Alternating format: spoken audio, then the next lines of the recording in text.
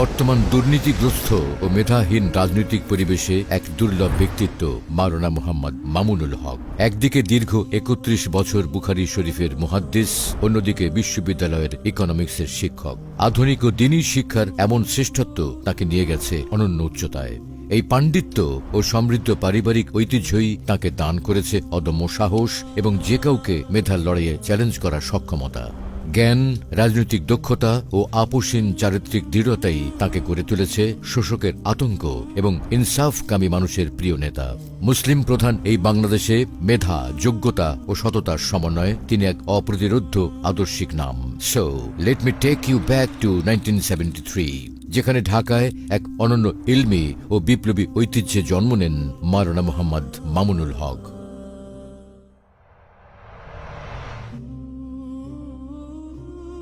জন্ম ও বেড়ে ওঠা এমন এক পরিবারে জ্ঞান ও যোগ্যতা সেখানে বংশগত ঐতিহ্য।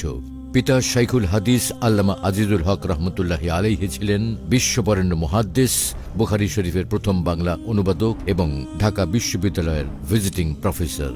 পারিবারিক ঐতিহ্যের ধারাবাহিকতা রক্ষা করে মাত্র ১২ বছর বয়সে পবিত্র কোরআনের হিফজ সম্পন্ন করেন। এরপর ৭ মসজিদ সংলগ্ন জামিয়া রহমানিয়া থেকে বেফাক বোর্ডের অধীনে সারা বাংলাদেশে উচ্চ মাধ্যমিকে প্রথম, স্নাতকে তৃতীয় এবং ১৯৯৬ সালে দাওরায়ে হাদিসে সম্মিলিত মেধা তালিকায় প্রথম স্থান অধিকার করেন। তার শিক্ষার যাত্রা শুধু মাদ্রাসাতেই থেমে থাকেননি।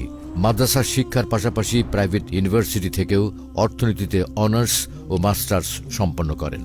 আন্তর্জাতিক উচ্চ শিক্ষায় প্রায়োগিক আধুনিক অর্থনীতির পাঠ গ্রহণ করেছেন বিশ্ববিখ্যাত অর্থনীতিবিদ মুফতি তাকি উসমানীর কাছ থেকে।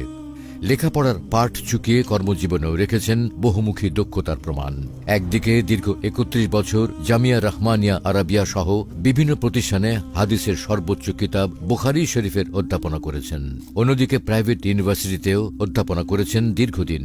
সম্পাদনা করেছেন ম্যাগাজিন, রচনা করেছেন বহু গ্রন্থ, প্রতিষ্ঠা করেছেন কিছু ব্যতিক্রমধর্মী শিক্ষা ও সেবামূলক প্রতিষ্ঠান। মাওলানা মামুনুল হকের জীবন কেবল আরামদায়ক লাইব্রেরিতে কাটেনি। তার জীবন গড়ে উঠেছে গণমানুষের সাথে কাঁধ মিলিয়ে রাজপথের মিছিলে আর জালিমের কারাগারে। রাজনীতির হাতে খড়ি হয় বাবার হাতে।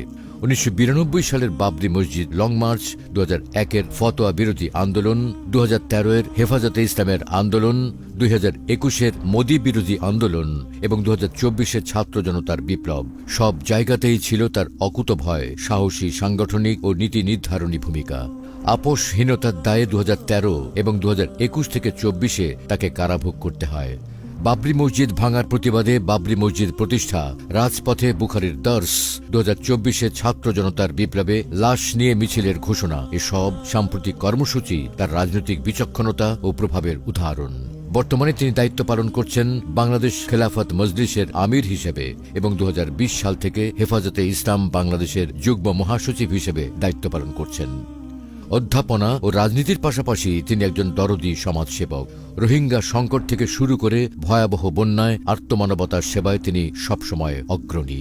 শাপলা স্মৃতি সংসদ প্রতিষ্ঠার মাধ্যমে শহীদ পরিবারগুলোর পাশে দাঁড়িয়েছেন দায়িত্বশীল অভিভাবকের মতো। ধর্ম, বর্ণ নির্বিশেষে ইনসাফ ভিত্তিক সমাজ প্রতিষ্ঠায় তার লক্ষ্য। মোহাম্মদপুরের মাটি ও মানুষের সাথে বেড়ে ওঠা আধিপত্যবাদ বিরোধী সুযোগ্য ও আপোষহীন এই নেতা জাতীয় সংসদ নির্বাচনে প্রতিদ্বন্দ্বিতা করছেন ঢাকা ১৩ আসন থেকে। জনমানুষের নেতা আপনার দুয়ারে। সন্ত্রাস আর চাঁদাবাজি মুক্ত ইনসাফপূর্ণ মোহাম্মদপুর গড়ার সিদ্ধান্ত নেওয়ার সময় এখন আপনার।